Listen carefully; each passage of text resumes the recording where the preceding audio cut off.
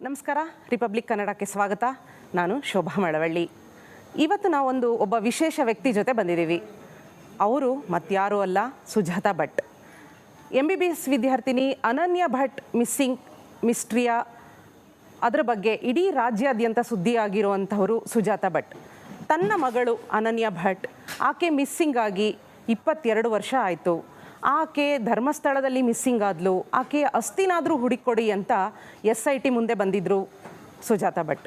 ಈಗ SIT ಸಹ ಆ ಅನನ್ಯ ಭಟ್ ಮಿಸ್ಸಿಂಗ್ ಕೇಸನ್ನು SIT ತಗೊಂಡಿದೆ.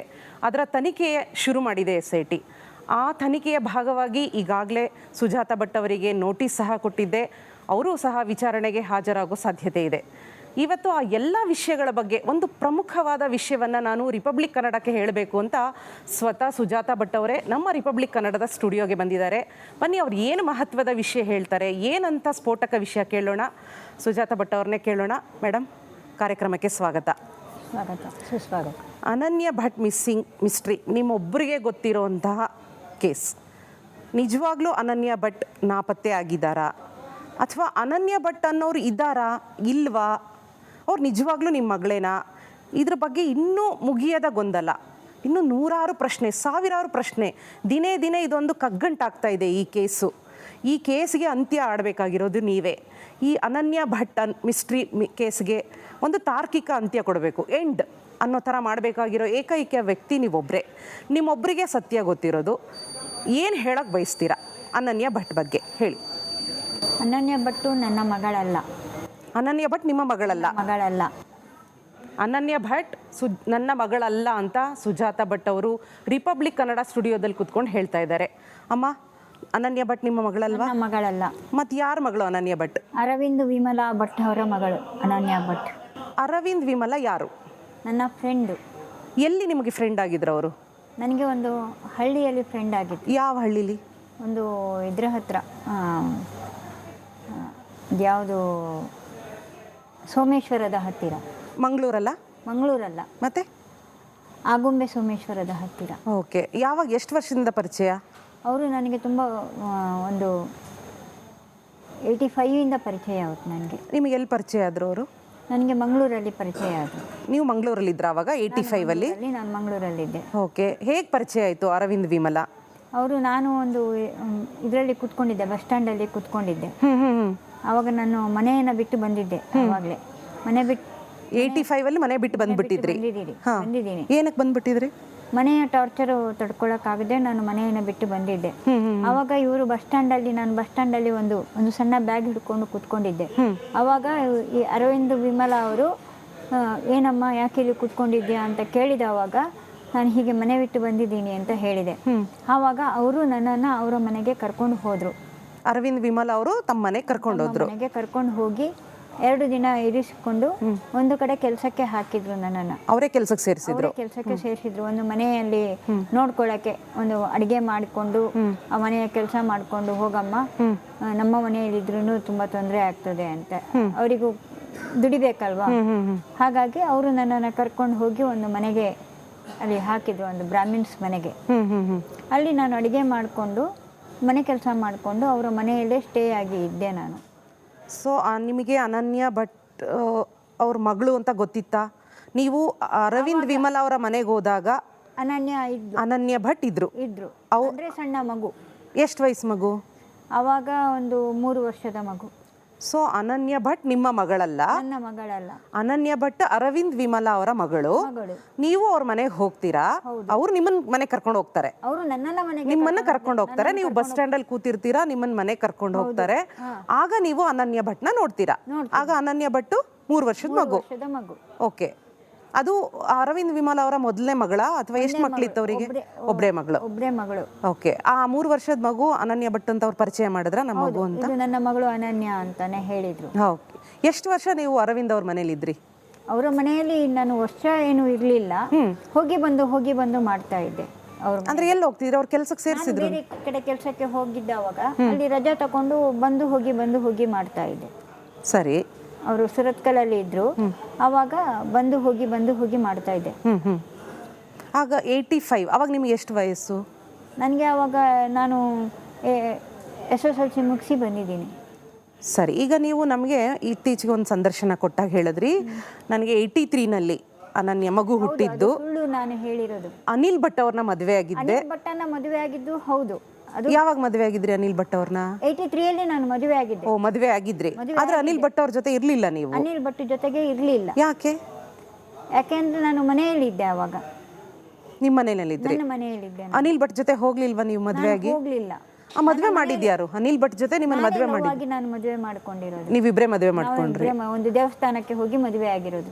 ಸೊ ನೀವು ನಿಮ್ಮ ಮಗಳಲ್ಲ, ನೀವು ಅನನ್ಯ ಭಟ್ ಅವ್ರ ಜೊತೆ ಅರವಿಂದ್ ವಿಮಲಾ ಅವ್ರ ಮನೆಯಲ್ಲಿ ಹೋಗಿ ಸ್ವಲ್ಪ ದಿನ ಇರ್ತೀರಾ? ಸ್ವಲ್ಪ ದಿನ ಇರ್ತೀನಿ. ಸೊ ಆಮೇಲೆ ಏನಾಯ್ತು? ನಿಮಗೂ ಅರವಿಂದ್ ವಿಮಲಾ ಅವ್ರಿಗೂ ಹೇಗೆ ಸಂಪರ್ಕ ಕಟ್ಟಾಯ್ತು?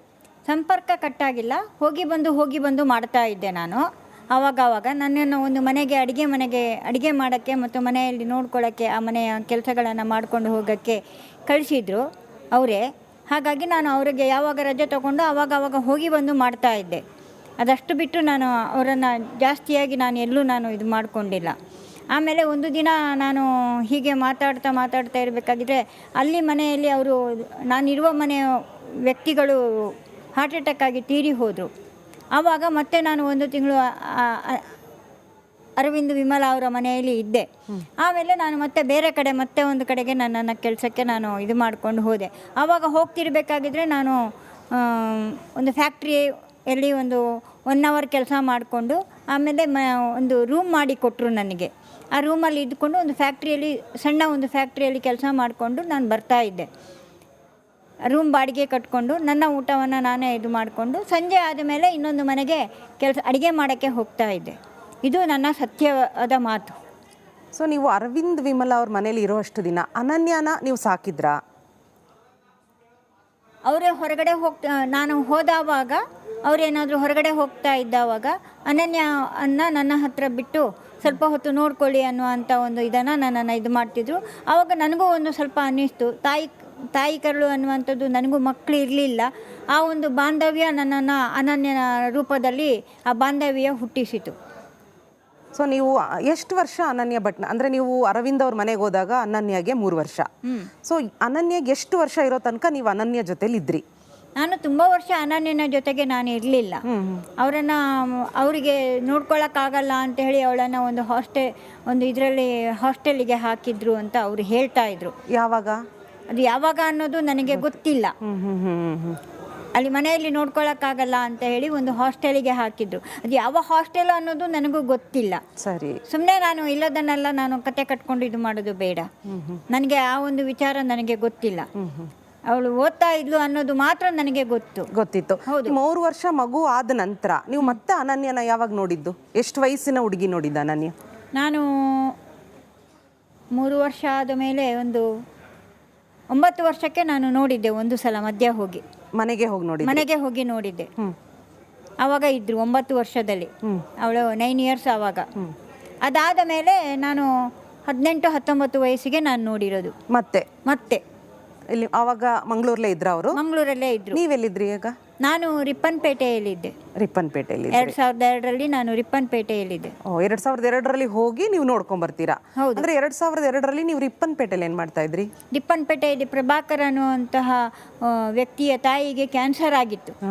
ಆವಾಗ ಅವರನ್ನ ನೋಡ್ಕೊಳ್ಳೋಕ್ಕೆ ಅಂತ ನಾನು ಹೋಗಿದ್ದೆ.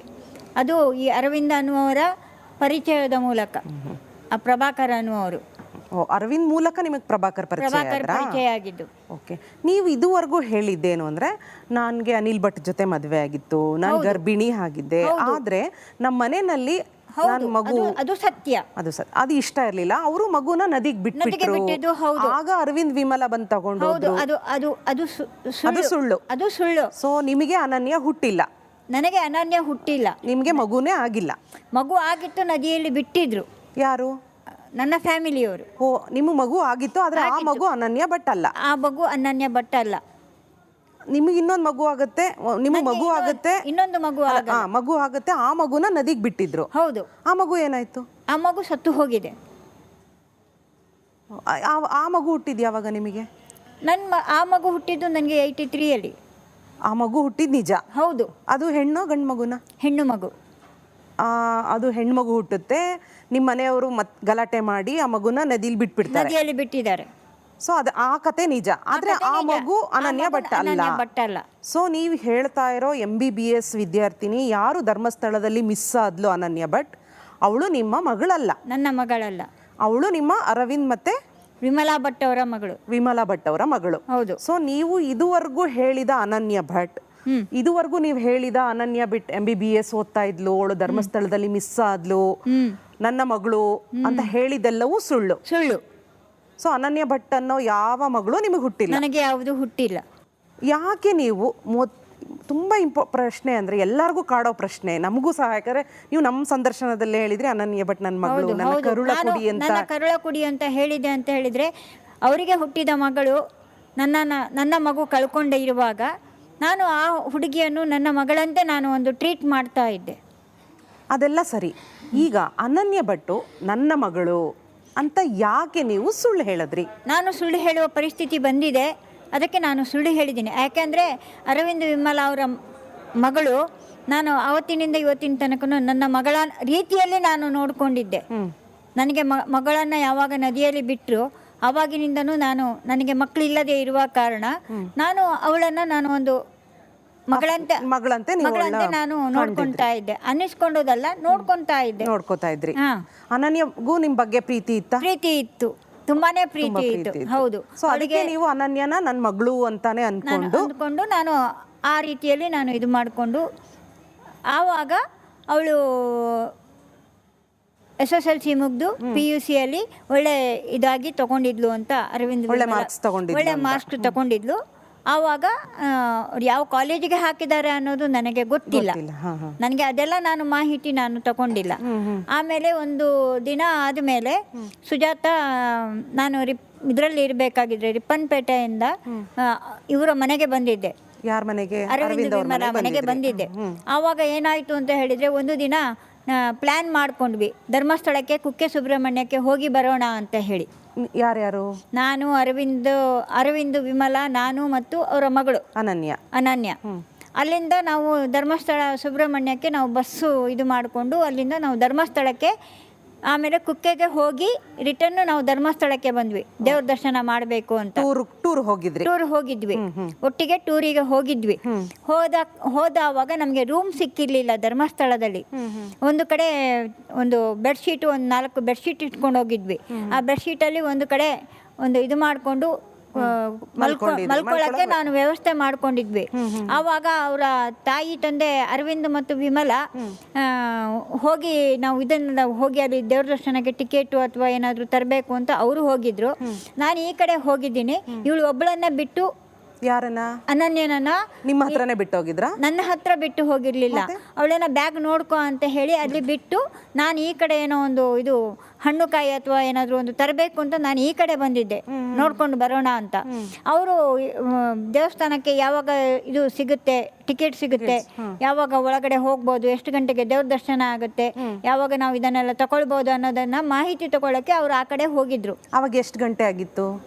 ಆವಾಗ ಆಲ್ಮೋಸ್ಟ್ ಸಂಜೆ ಒಂದು 6-6:30 ಆಗಿರ್ಬೇಕು. ಇದು ಎಷ್ಟನೇ ಇಸ್ವಿನಲ್ಲಿ? 2003ರಲ್ಲಿ. ಆವತ್ತು ಯಾವ ವಾರ? 2003ರಲ್ಲಿ ಸೋಮವಾರ ಅಂತ ನಾನು ಹೌದು. ದೇವರಿಗೆ ಕುಕ್ಕೆ ಸುಬ್ರಹ್ಮಣ್ಯ ನೋಡ್ಕೊಂಡು ಧರ್ಮಸ್ಥಳಕ್ಕೆ ಸಂಜೆ ಬರ್ತೀರಾ? ಅಲ್ಲಿ ಎಲ್ಲಿ ಉಳ್ಕೊಂಡಿದ್ರಿ ನೀವು? ರೂಮ್ ಸಿಕ್ಕಿರ್ಲಿಲ್ಲ? ಎಲ್ಲಿ ಉಳ್ಕೊಂಡಿದ್ರಿ ನೀವು? ಅಲ್ಲಿ ಒಂದು ಪ್ಯಾಸೇಜ್ ತರ ಇರುತ್ತೆ, ಎಲ್ಲರೂ ಬಂದ್ರೆ ದೇವಸ್ಥಾನದ ಎದುರುಗಡೆ, ಅಲ್ಲಿ ದೇವಸ್ಥಾನದ ಈ ಕಡೆ ರೂಮ್ಗಳು ಎಲ್ಲ ಇಟ್ಟಿರ್ತಾರಲ್ವಾ, ಅಲ್ಲಿ ಪ್ಯಾಸೇಜ್ ಎಲ್ಲ ಇರುತ್ತೆ. ಅಲ್ಲಿ ನಾವು ಬಟ್ಟೆಗಳನ್ನ ಹಾಕೊಂಡು ಬ್ಯಾಗ್ ಇಟ್ಕೊಂಡು ಬ್ಯಾಗ್ ಅನ್ನು ಜಾಗ್ರತೆ ಮಾಡಿ ಇಟ್ಕೊಳ್ಳೋಣ ಅಂತ ಹೇಳ್ಕೊಂಡು ನಾವು ಅಲ್ಲಿ ಇದು ಮಾಡಿದ್ವಿ. ಅಷ್ಟೊತ್ತಿಗೆ ಇವಳು ಅನನ್ಯ, ನಾವು ಅವ್ರು ಆ ಕಡೆಯಿಂದ ಬರಬೇಕಾಗಿದ್ರು, ನಾನು ಈ ಕಡೆಯಿಂದ ಬರಬೇಕಾಗಿದ್ರೆ ಅನನ್ಯ ಇರ್ಲಿಲ್ಲ. ಅನನ್ಯ ಕಾಣಿಸ್ತಿರ್ಲಿಲ್ಲ. ಆಮೇಲೆ ಅರವಿಂದ್ ವಿಮಲಾ ಹುಡುಕಿಕೊಂಡು ಹೋದ್ರು ಎಲ್ಲ ಕಡೆನೂ ನೋಡೋಣ ಅಂತ. ನಾನು ಈ ಕಡೆ ಹುಡುಕಿಕೊಂಡು ಹೋದವಾಗ ಕತ್ಲೆ ಆಗಿತ್ತು. ಸಾಧಾರಣ ಒಂದು 7-7:30 ಆಗಿದೆ. 7-7:30 ಅಷ್ಟೊತ್ತಿಗೆ ಇಬ್ರು ಹೇಳಿದ್ರು, ಒಂದು ಹುಡುಗಿಯನ್ನ ಈ ಕಡೆ ಕರ್ಕೊಂಡು ಹೋಗ್ತಿದ್ದಾರೆ ಅಂತ ಹೇಳಿದ್ರು. ಯಾರು? ಜನ. ನಾನು ಅದನ್ನು ಹೋಗಿ ಫಾಲೋ ಅಪ್ ಮಾಡಿಕೊಂಡು ಹೋದೆ. ಯಾರು ಅನನ್ಯನ ಕರ್ಕೊಂಡು ಹೋಗ್ತಾ ಇದ್ರು ಅವ್ರನ್ನ ನೀವು ಫಾಲೋ ಮಾಡ್ಕೊಂಡು ನೀವು ನೋಡಿದ್ರ ಅನನ್ಯ ಕರ್ಕೊಂಡು ಹೋಗ್ತಾ ಇರೋದು? ಹೋಗೋದನ್ನ ನೋಡಿದೆ ನಾನು. ಹೋಗಿ ಇದು ಮಾಡಬೇಕಾಗಿದ್ರೆ ನೀವು ಬರಬೇಡಿ ನೀವು ವಾಪಸ್ ಹೋಗಿ ಅಂತ ನನ್ನನ್ನ ಕೂಗಿ ಕೂಗಿ ಹೇಳ್ತಾ ಇದ್ರು. ಯಾರವರು? ಅವ್ರು ಯಾರು ಅಂತ ನನಗೆ ಗೊತ್ತಿಲ್ಲ. ಗಂಡಸರು? 2 ಜನ ಬಲಿಷ್ಠವಾಗಿದ್ರು. ಅವ್ರು ಕರ್ಕೊಂಡು ಹೋಗ್ತಾ ಇದ್ರು. ಆಮೇಲೆ ನಾನು ಅಂದ್ರೆ ನಡೆಸ್ಕೊಂಡು ಕರ್ಕೊಂಡು ಹೋಗ್ತಿದ್ರಾ? ಎಳ್ಕೊಂಡು ಕರ್ಕೊಂಡು ಹೋಗ್ತಾ ಇದ್ರು. ಆಗ ಅನನ್ಯ ಕೂಗ್ತಾ ಇರ್ಲಿಲ್ವಾ?